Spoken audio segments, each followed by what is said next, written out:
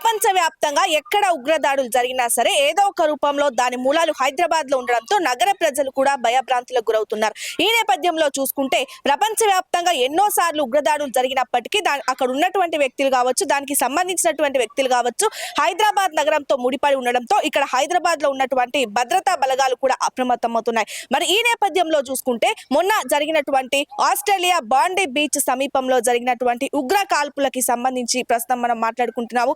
అటు ఉగ్ర కాల్పులో భాగంగా తండ్రి కొడుకులు ఎవరైతే ఉన్నారో సాజిద్ అక్రమ్ తో పాటు నవీద్ అక్రమ్ ని కూడా పోలీసులు జరిపినటువంటి ఎదురు కాల్పుల్లో సాజిద్ అక్రమ్ ఇప్పటికే మృతి చెందిన విషయం కూడా తెలిసిందే.